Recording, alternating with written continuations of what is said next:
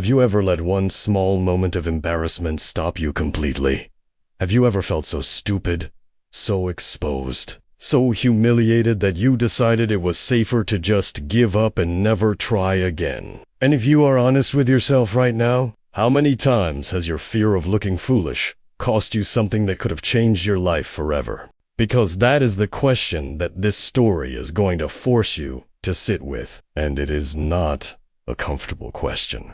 It is the kind of question that keeps you awake at night, if you are brave enough to actually let it in. Welcome to English to Inspire, the channel where real stories from real lives teach you English and challenge you to become more than you are today. And if this is your first time here, I want you to know that this is not a place for passive listening. This is a place where you come to be moved, to be shaken, and to walk away different from how you arrived. If you believe that this channel adds something real to your life, then take 1 second right now and hit the subscribe button, because that small action keeps this community growing and keeps these stories coming to you every single week. Today we are talking about Reed Hastings, the man who built Netflix, the man who today reaches more than 260 million homes around the world. The man whose name is now permanently attached to the way modern humanity consumes stories, entertainment, and culture.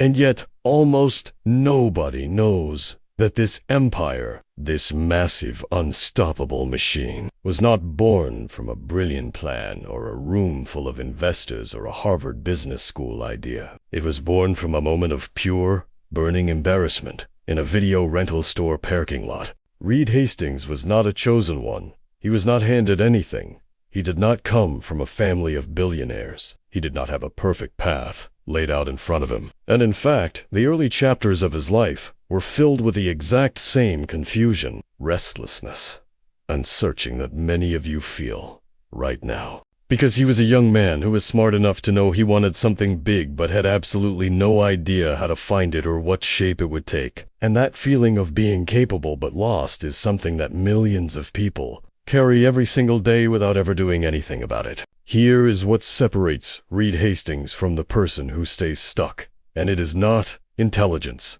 It is not luck.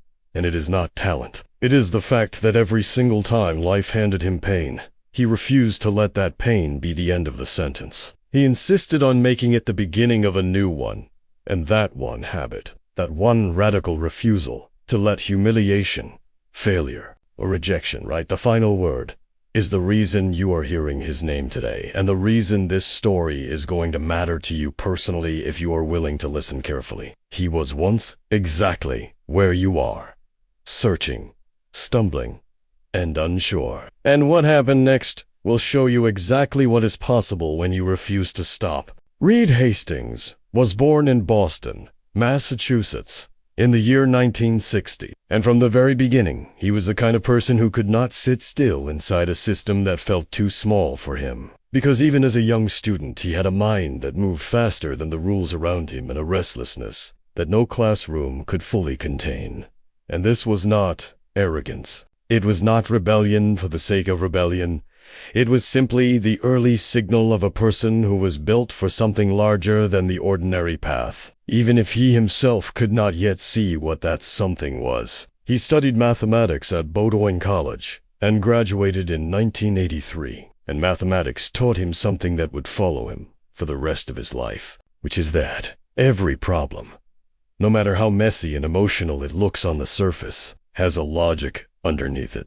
And if you are patient and honest enough to find that logic, you can solve almost anything. But here is the part of Reed Hastings that most people skip over because it does not fit the clean Silicon Valley success story. And it is the part that I want you to pay the most attention to. Because after college, instead of rushing into business or chasing money, Reed Hastings joined the Peace Corps and spent 2 years living and teaching mathematics in the Kingdom of Swaziland in southern Africa. And those 2 years changed him in ways that no university ever could.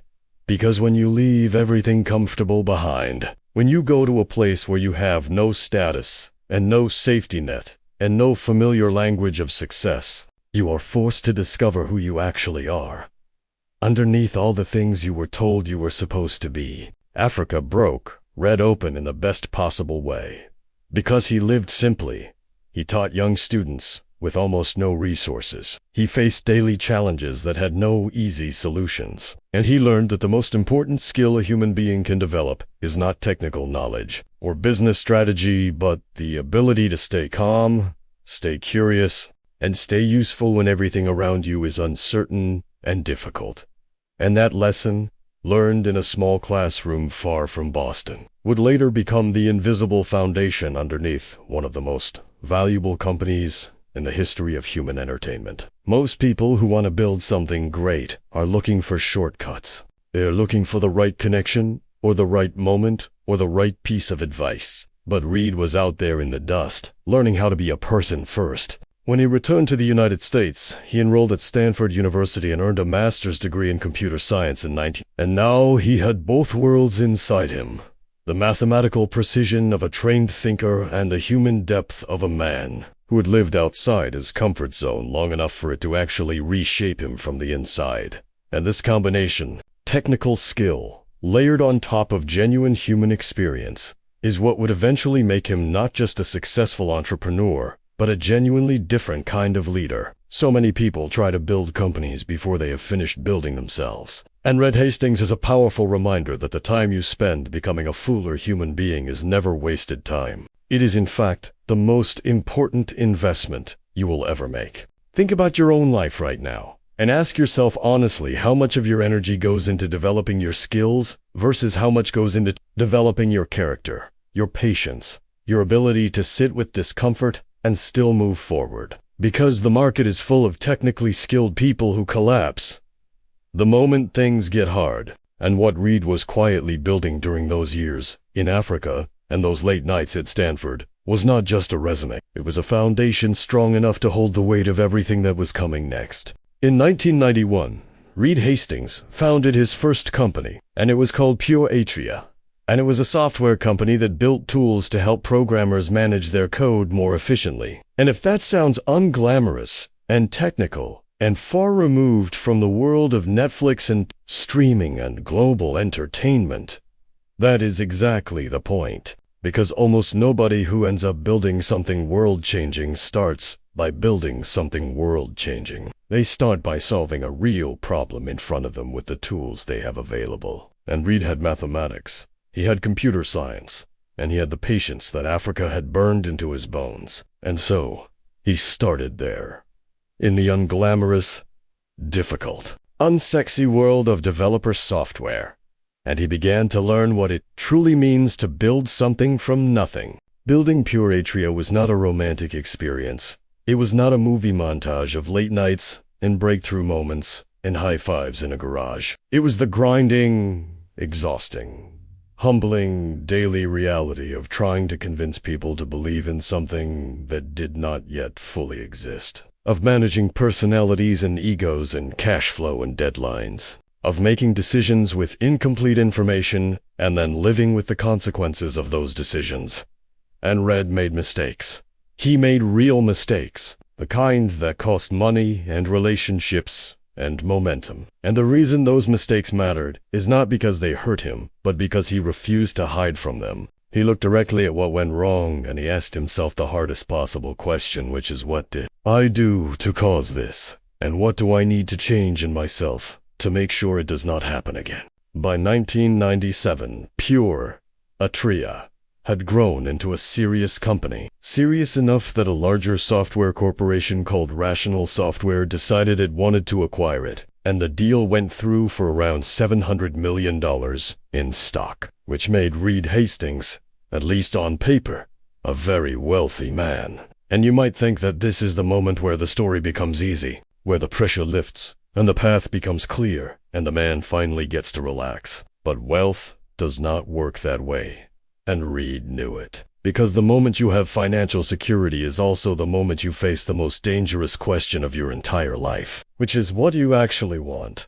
Not what do you need, not what are you afraid of losing, but what do you genuinely, deeply, uncomfortably want to do with the one life you have been given? Most people who reach a moment of financial comfort choose safety.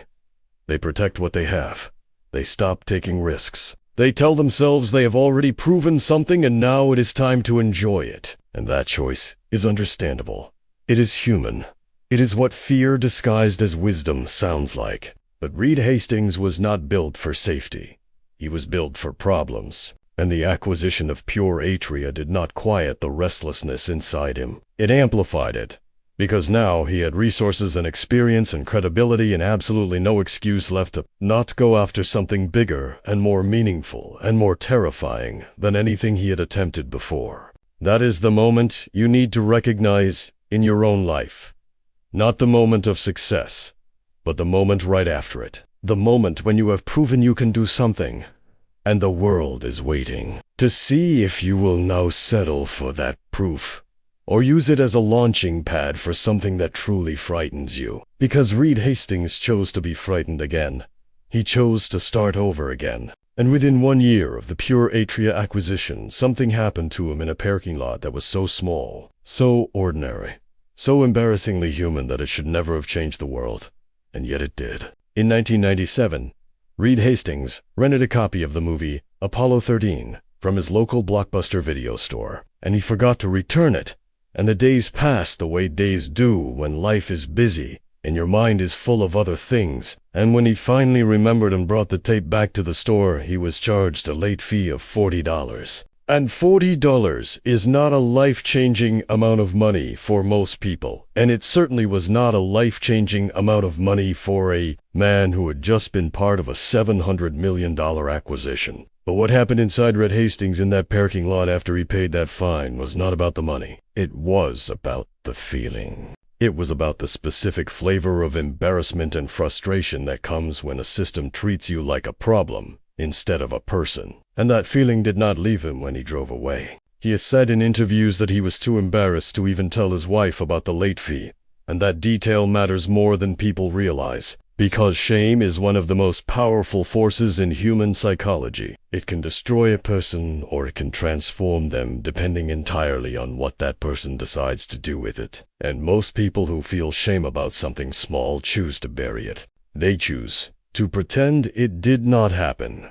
They choose to absorb the discomfort quietly and move on, without ever asking the question underneath the question. And the question underneath the question in that parking lot was not, why did Blockbuster charge me $40? It was, why does this entire system exist in a way that creates this feeling in the first place? And that is the question of an entrepreneur. That is the question of someone who looks at friction and sees not an inconvenience, but an opportunity. Reed drove to the gym that day. And while he was working out, he started thinking about how his gym membership worked. And the simplicity of that model hit him with the force of something obvious that had been hiding in plain sight. Because at the gym, you paid a flat monthly fee and you could come as many times as you wanted and nobody charged you extra for staying too long or coming too often. And he thought about what it would mean to apply that same model to movie rentals. To create a service where you paid one flat price, and you could keep movies as long as you wanted, with no late fees, and no due dates, and no shame in the parking lot. And in that moment, between the embarrassment of the Blockbuster counter and the simplicity of a gym membership model, Netflix was born. Now I need you to stop here and really sit with what just happened in this story. Because this is not a story about a genius having a genius idea. This is a story about a man who paid attention to his own pain, who took an ordinary moment of frustration that happens to millions of people every single day, and instead of swallowing it and forgetting it, he held it up to the light and examined it honestly. And the reason most people never build anything is not because they lack intelligence or resources or opportunity. It is because they experience friction and frustration and embarrassment every single day, and they treat those feelings as weather, as something that simply happens to them, rather than as signals pointing directly at problems that the world desperately needs someone to solve. Your pain is information. Your frustration is a map. The moments that make you feel small or trapped or treated unfairly are not random. They are pointing at something real. And the only question that matters is whether you are paying attention or whether you are too busy being embarrassed to see what is right in front of you. Because Reed Hastings paid attention in that parking lot, and the world has never been the same since. And the next question is, what he did with that idea, when everyone around him told him it was impossible, when the entire industry laughed, and when the road ahead looked nothing like the destination he could see so clearly inside his mind. In 1997, Reed Hastings and his co-founder Mark Randolph launched Netflix as a DVD by mail service. And the idea was exactly as simple and as radical as it sounds, because instead of driving to a store and choosing from whatever happened to be on the shelf and then panicking about returning it on time, you would go online, choose the movies you wanted, and they would arrive in your mailbox in a thin red envelope, and you could keep them as long as you liked and send them back when you were ready, and there were no late fees, no due dates, no embarrassing conversations at a counter. And when Reed and Mark first started talking about this idea to people in the industry, to investors, to colleagues, to anyone who would listen, the response was not excitement. It was not enthusiasm.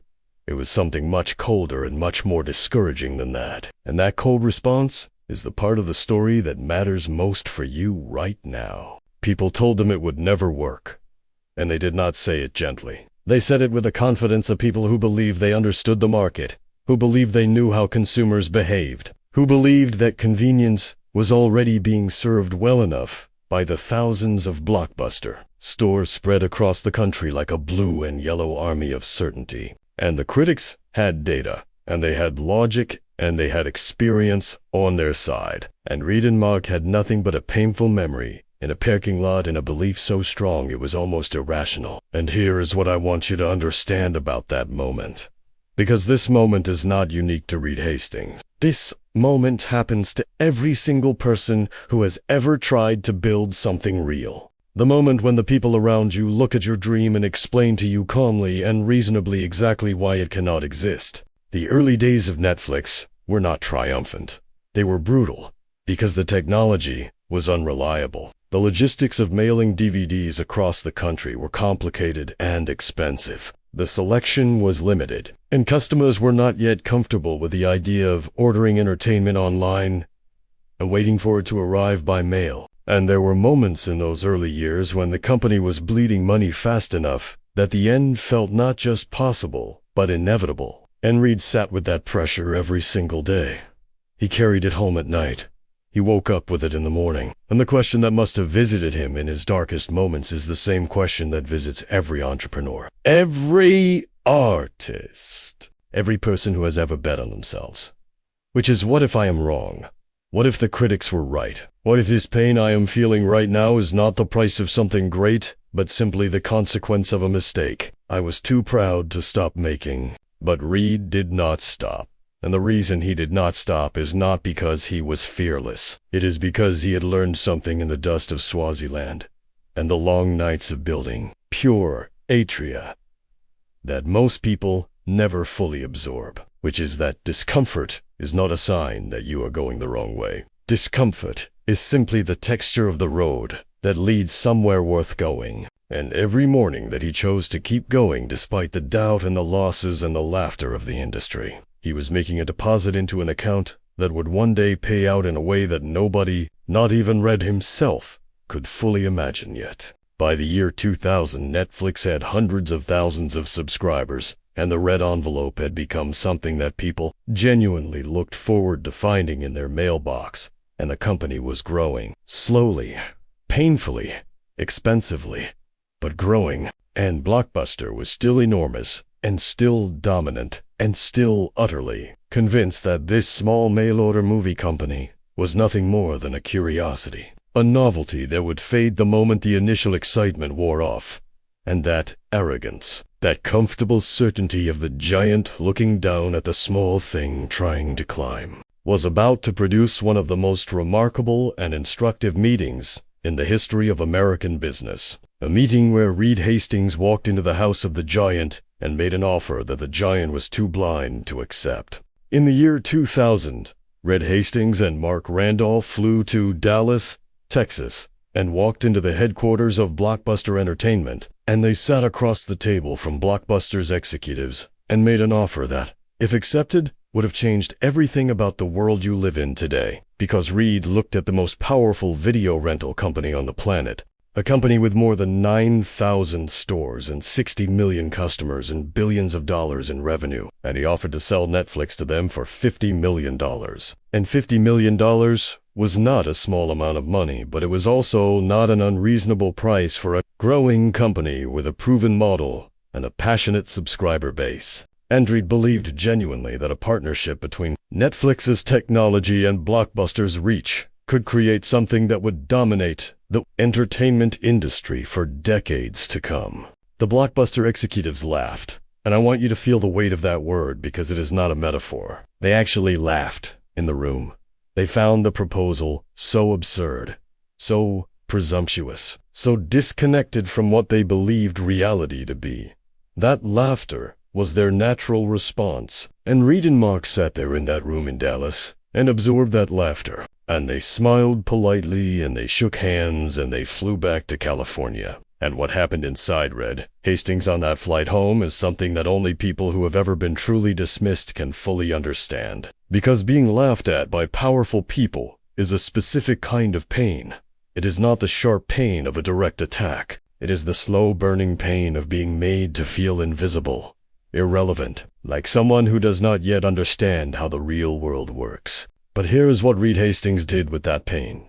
And this is the lesson that I need you to carry with you long after this story is finished. He did not become bitter. He did not become desperate. He did not lower his price, or change his vision, or start believing the story that the laughing executives were telling about him. Instead, he got very quiet, and very focused, and very serious. And he went back to building, because he understood something in that moment that Blockbuster was too comfortable and too arrogant to see, which is that the future does not ask permission from the present. The future does not need the approval of the people who built the past. And the people sitting in those expensive chairs in Dallas were not laughing at Reed Hastings. They were laughing at something they could not yet see, and their inability to see it was not his problem.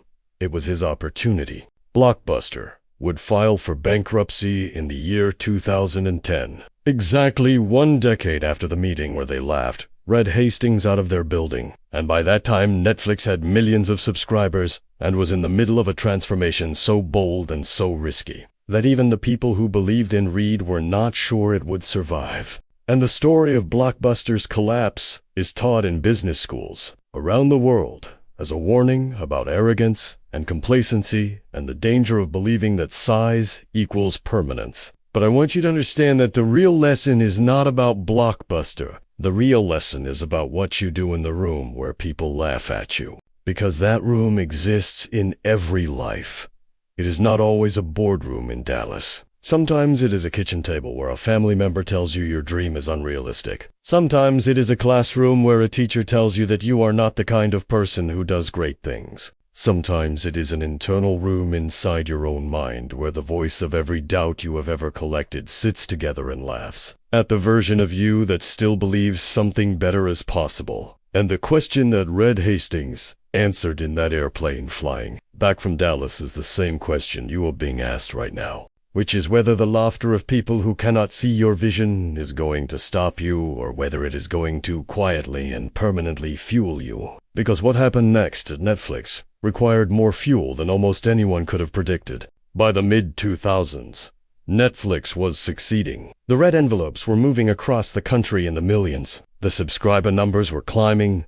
The revenue was real. And by any reasonable measure, Reed Hastings had already won. He had already proven every laughing executive in Dallas wrong.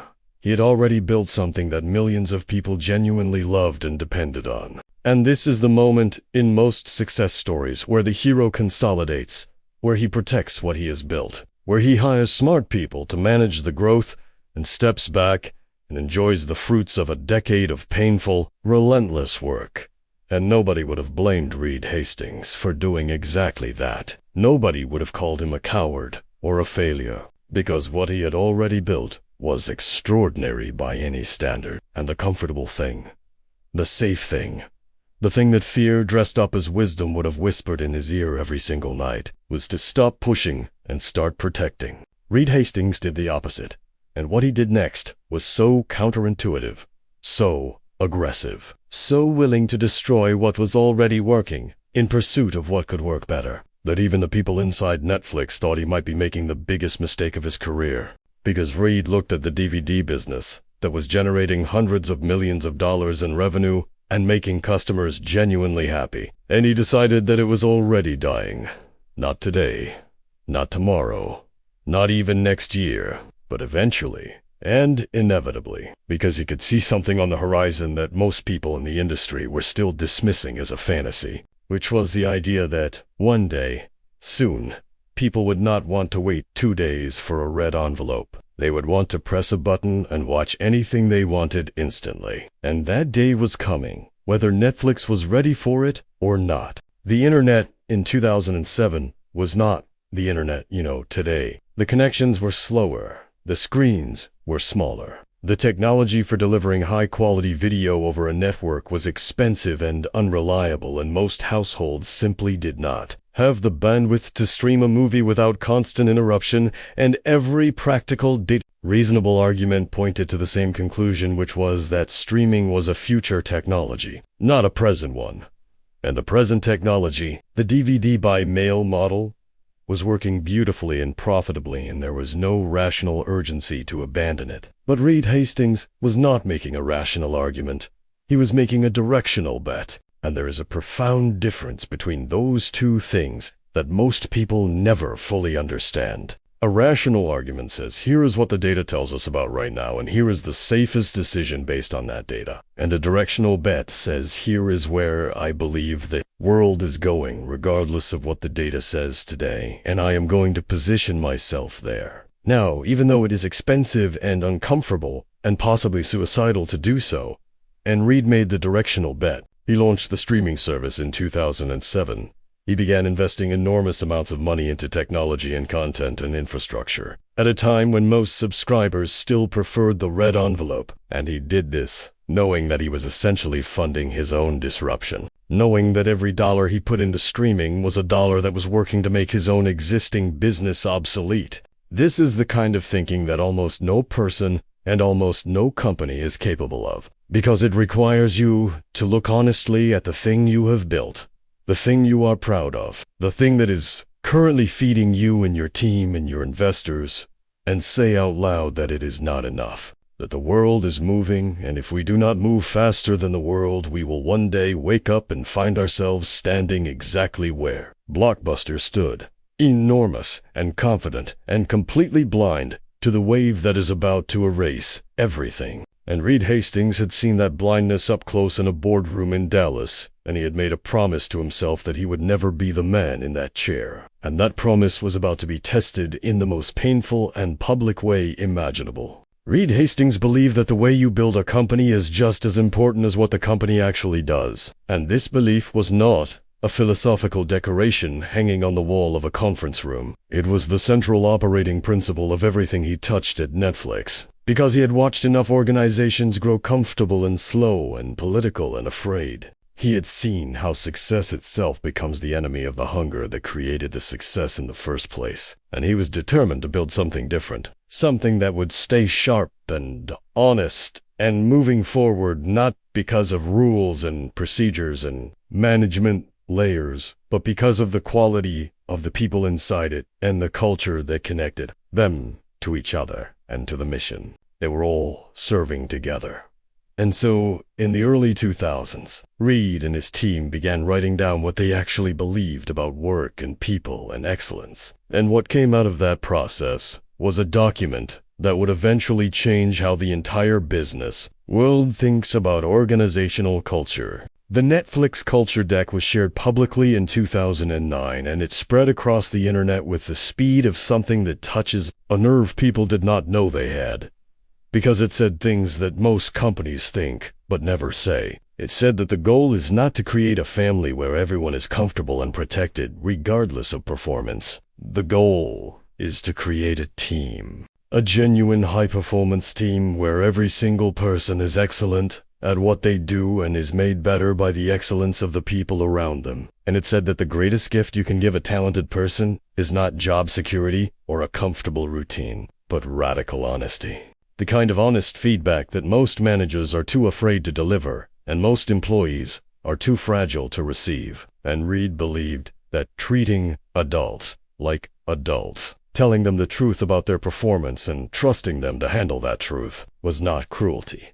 It was the deepest form of respect. The document talked about freedom and responsibility as two sides of the same coin that cannot be separated. Because Reed had seen what happens when you give people freedom without accountability. You get chaos and entitlement, and a slow erosion of the standards that made the company worth working for in the first place. And he had also seen what happens when you give people accountability without freedom. You get compliance and fear, and the quiet death of creativity. And what Netflix tried to build was the rare and difficult middle ground where people had genuine autonomy over how they did their work, and were held to genuinely high standards for the results they produced. And the hiring philosophy that came from this was simple and demanding and uncomfortable for many people to hear, which is that adequate performance was not rewarded with improvement plans and second chances. It was rewarded with a generous severance package and a sincere wish of good luck. Now, I want you to stop and think about this principle, not as a business strategy, but as a personal philosophy. Because the Netflix culture document was not really about Netflix. It was about what happens when you decide to hold yourself to a standard that most people around you are not willing to match. It was about what happens when you stop accepting your own adequate performance and start asking honestly whether the work you are doing today is truly the best you are capable of. Because most people live their entire lives in the comfortable middle ground of adequate. They do enough to not be fired. They do enough to not disappoint. They do enough to maintain the life they have already built. And they tell themselves that this is maturity and responsibility, when in fact it is simply a slow and painless surrender to the fear of what would happen if they truly tried and failed. Reed Hastings built a company that refused to celebrate adequate, that refused to pretend that showing up was the same as performing, that refused to confuse loyalty with excellence. And the reason that document spread around the world and changed the conversation about how organizations should work is because somewhere deep inside, people recognized the truth in it. They recognized the version of themselves that was capable of more. They felt the gap between who they were being and who they knew they could be. And that gap is not comfortable to look at, but it is the most important thing you will ever examine, because on the other side of that gap is the life that is actually waiting for you. And the only thing standing between you and that life is the willingness to hold yourself to the standard that Reed Hastings refused to lower, even when everything around him was pushing him to do exactly that. In 2011, Reed Hastings made a decision that nearly destroyed everything he had spent 14 years building. And it happened not in a moment of weakness or confusion, but in a moment of strategic clarity that the world was simply not ready to receive. Because Reed had been watching the data and the trends and the direction of technology, and he had decided that the time had come to fully separate the DVD by mail business from the streaming business, to split them into two distinct companies with two distinct brands and two distinct billing systems. And the DVD company would be called Qwikster, and the streaming company would keep the Netflix name. And the announcement went out to subscribers in September of 2011, and what happened next was a lesson in the difference between being right about the destination and being right about the timing of how you get there. The reaction was immediate, and it was savage. Subscribers did not just complain. They canceled. They canceled in numbers that shocked even the most pessimistic voices inside the company. And within weeks, Netflix had lost approximately 800,000 subscribers, which in the language of Wall Street translated to a stock price collapse of more than 60%. And Reed Hastings went from being celebrated as one of the most visionary leaders in American business to being openly mocked in the press, dissected by analysts, and questioned by his own board.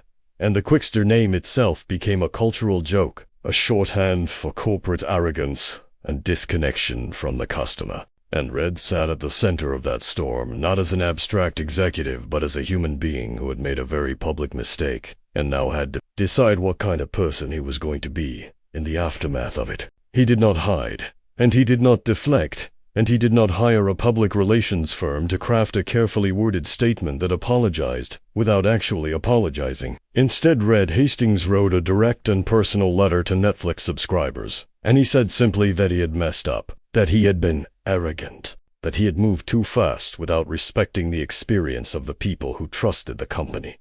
And he announced that Qwikster would not happen, that the plan was being abandoned, and he took full and unambiguous responsibility for the damage that had been done. And in a world where powerful people almost never say those words without immediately following them with a list of excuses and external factors and mitigating circumstances, that directness landed with a weight that people felt even through a screen. What Reed did after the Qwikster disaster is the real lesson of this entire chapter of his life, because he did not collapse into self-pity, and he did not overcorrect into reckless aggression, and he did not spend months in internal meetings trying to restore confidence before taking action. He went back to work with the same quiet intensity that had always defined him. He kept investing in streaming. He kept building the technology. And he made a decision that would transform Netflix from a company that delivered other people's content into a company that created its own. And in 2013, Netflix released its first original series, a political drama called House of Cards. And the response from the world was not polite appreciation. It was genuine shock, because nobody expected a DVD rental company turned streaming service to produce something that could compete with the best television being made anywhere on the planet. This is what accountability without self-destruction looks like, and it is one of the rarest and most powerful things a human being can practice. Because most people, when they fail publicly, do one of two things. They either collapse under the weight of the shame and let it permanently reduce them, or they defend themselves so aggressively that they never actually absorb the lesson the failure was trying to teach them. And Reed Hastings did neither of those things. He said, "I was wrong.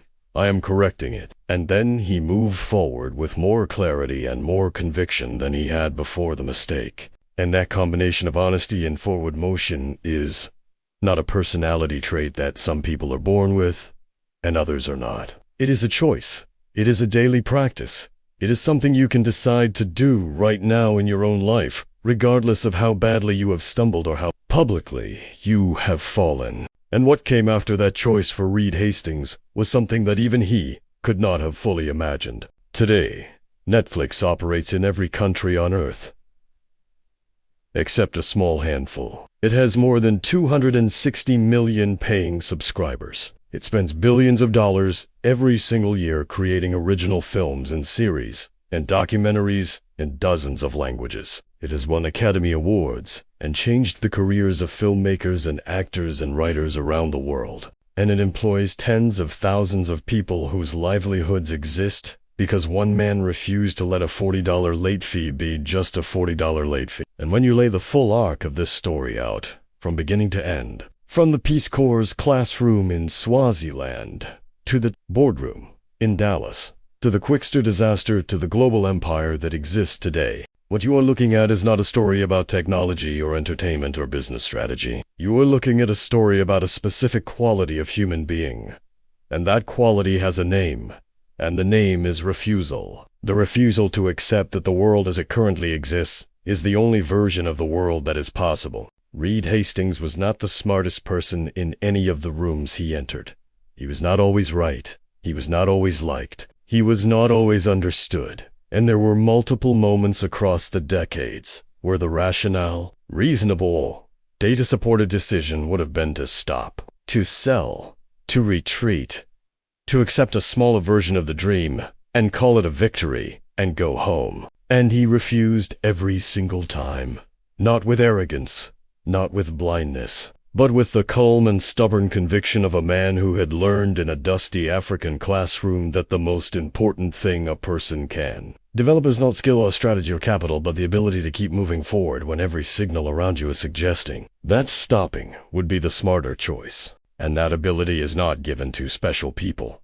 It is built slowly and painfully by ordinary people who make the decision to keep building themselves even when the results are not yet visible. Now I am talking to you, not about Reed Hastings. I am talking directly to you. Because you did not spend 40 minutes with this story just to be impressed by someone else's life. You came here because something in you is searching. Something in you knows that the life you are living right now is not the full expression of what you are capable of. Something in you feels the gap between where you are and where you know you could be if you stopped waiting and stopped explaining and stopped negotiating with your own fear about why today is not the right day to begin. And I want you to hear this clearly and without softness.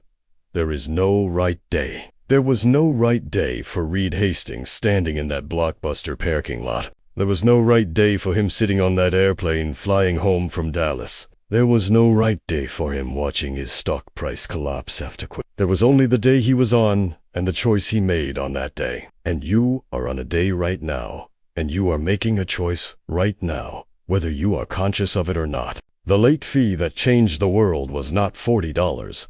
It was the decision to pay attention to pain instead of swallowing it. It was the decision to ask why instead of accepting how things are. It was the decision to walk into rooms where people might laugh at you and to sit with that laughter and to use it as fuel rather than as a verdict. And every single one of those decisions is available to you today. Not in some grand dramatic moment, but in the quiet, ordinary hours of your actual life. In the frustration you feel at work that you have been ignoring for 2 years. In the idea you wrote down in a notebook and then closed because you were afraid someone would tell you it was stupid. In the version of yourself that shows up in your most honest moments at 3 in the morning when the noise of the day is finally gone quiet and you are left alone with the truth of what you actually want and how far you still are from it. Reed Hastings built Netflix from a parking lot, humiliation and a gym membership analogy, and 2 years in Africa and a meeting where powerful men laughed at him. And what he had that made all of that possible was not luck. And it was not genius. It was simply the decision to treat his own life as something worth fighting for every single day, without exception, without waiting for permission, without needing the world to first confirm that he was worthy of the attempt. And now that decision is in front of you. Not tomorrow. Not when the conditions are better. Not when you feel more ready. Right now. In this moment. With this story still moving through you. The only question that has ever mattered is sitting in front of you. And it is this. What are you going to do with the one life you have been given? Because the world is waiting to find out. And you have already made it wait long enough.